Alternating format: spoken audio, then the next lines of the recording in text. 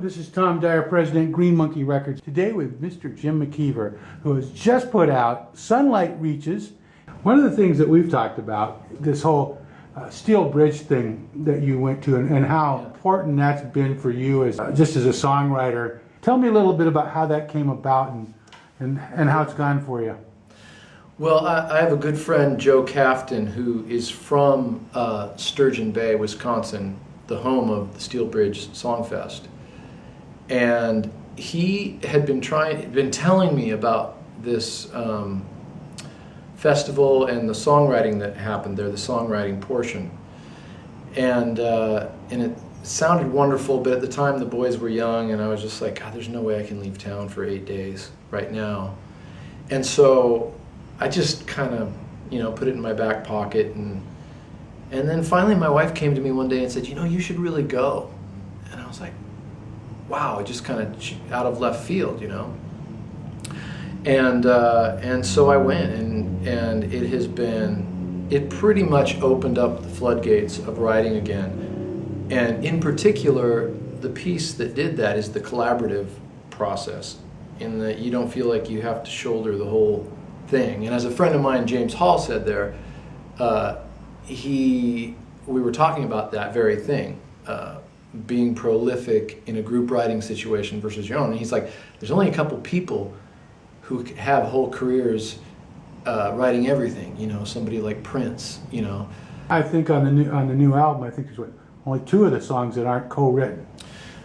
Right, yeah. Well, most of the rest of them were co-written either at Steel Bridge or with other Steel Bridge artists. So I guess, that whole group of people loom really large in my life right now. First of all, after you're 40 years old, you just don't tend to make many new friends. So then to have all these people explode in my life, not just as friends, but then collaborators, it's been amazing. It's the reason this record happened. It's not even hyperbole at all.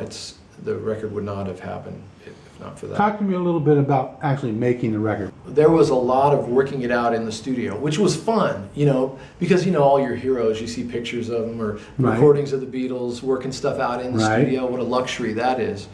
There's a song on the record, Temptation, that the song was very much like a Jackie Wilson or a James Brown kind of soul tune. Yep. And we got the band together. We're just like, we just can't make it work. And then Andrea started playing this, very soulful kind of I think you called it kind of a Stax vibe to the record. And we just worked it out as we went. So that was really exciting. That was one thing that was great. And I think my collaboration, my new experiences as a collaborative writer actually made that work. In that we could be efficient enough to get a couple songs a day done.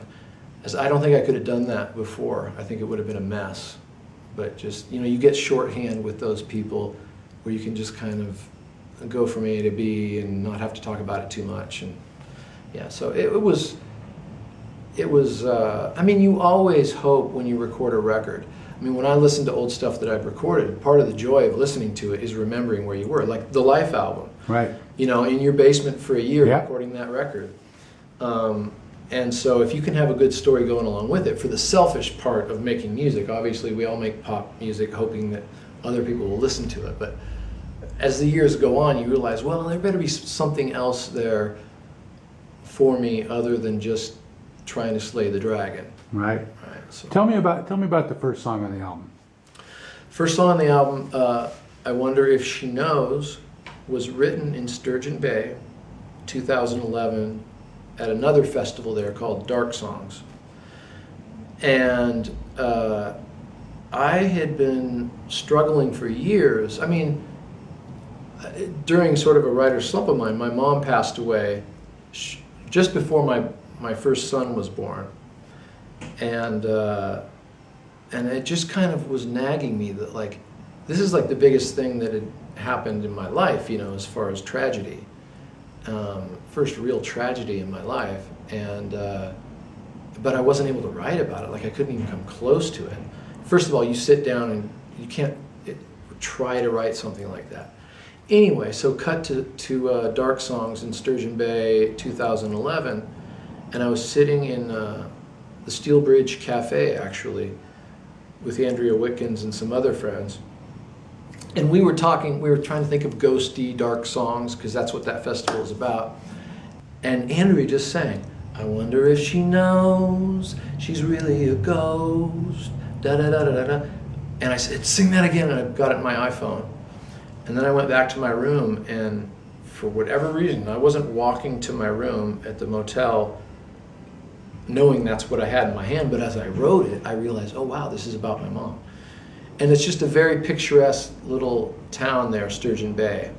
And so I just sort of imagined her being there and walking around. And so that, if I had to pick one song that represented my new chapter of being productive again as a songwriter, that definitely is it. And that's why it leads off the record, really. Song means a lot to me, and in that it brings together, collaborative writing, Steel Bridge, my mom, and a kind of pop song that I always hope that you can get, which is that a very singable pop song, but that also you can imagine listening to and that captures a mood. Well, let's go 180 and talk about your goofiest thing as a songwriter. You're the #1 food song person I know. You have how many? 4? 3? I mean, there's definitely 3 or 4 songs definitely about food, but then food images. Exactly. So what's our food song for this album? Food song, I guess I'd have to pick Peanut Butter as a Gateway. I would think that would be the one, yes. That jumps out front and center. And so the story of that song is that my wife actually, I think, caught me in the kitchen at midnight eating peanut butter off a knife, Yeah. And she literally just said, honey, peanut butter is your gateway drug. And ding! There's got to be a song called that. Yeah. Anything I haven't asked that's really we should know about this record? Just that I am overjoyed. I mean, it's been a long year of working hard on this record. It wasn't like we were slackers or anything, but it just took a long time to do, much longer and more intense than anything I've done before. So, great. Well, thanks, Jim. Thank you.